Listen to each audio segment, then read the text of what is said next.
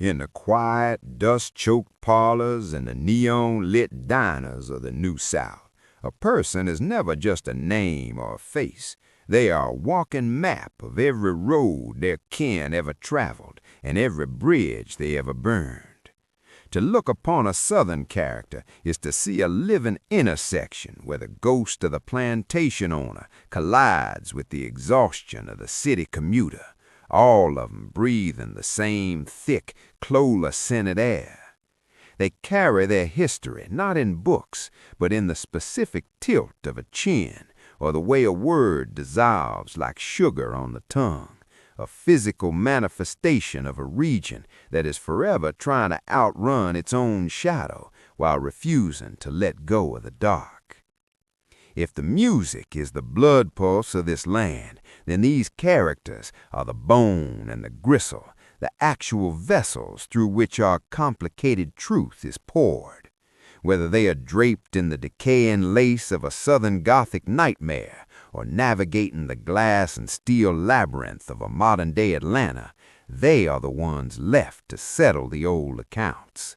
They stand at the end of the story, whispering the secrets that the soil could no longer hold, proving that while the South may change its clothes and pave over its graveyards, the soul underneath remains a jagged, beautiful thing that only those born to it can truly translate.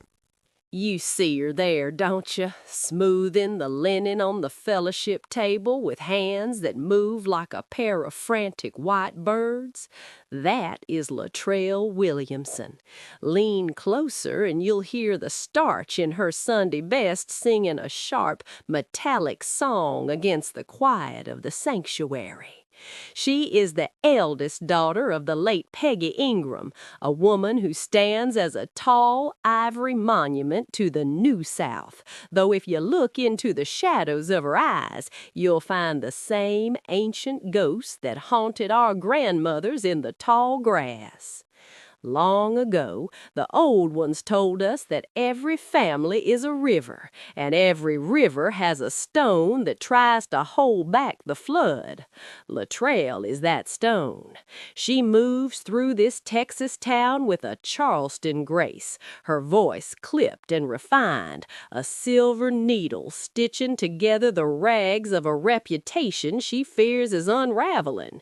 She believes that if a house is scrubbed until the floorboards weep, the sins of those who walked upon them will simply vanish. It is a beautiful, terrible kind of magic.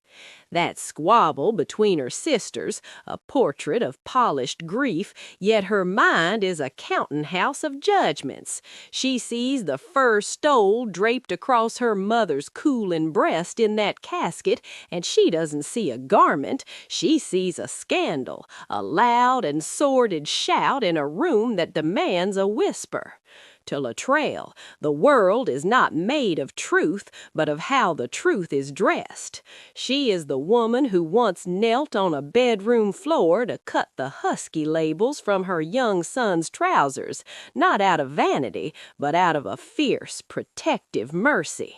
She wanted to skin the world's cruelty before it could touch him, yet now she finds herself barricaded against that same son's life in a distant neon city. There is a hollow rhythm to her life, like the beat of a drum in a valley where the air is gone still.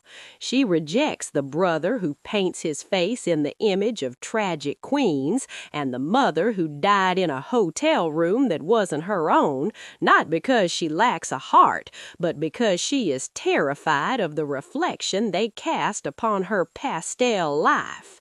She is the bridge between the old silence and the new loud world, clutching her Bible and her social standing as if they were the only things keeping the earth from opening up beneath her sensible heels. But even the strongest stone in the river eventually wears thin. She has spent her years as the hero of a story the rest of the town treats as a Sunday comedy, smiling through the bless your hearts that cut deeper than any blade. She is the final gatekeeper of the Ingram bloodline, the one who tried to bleach the stains of the past until the fabric itself began to tear. Darling, be a precious soul and tap that subscribe button for me. Give that little bell a ring so you don't miss a word, and leave a thumbs up if the spirit moves you. We're glad you stopped by, and we'll be keeping the porch light on for you. Y'all come back now, you hear?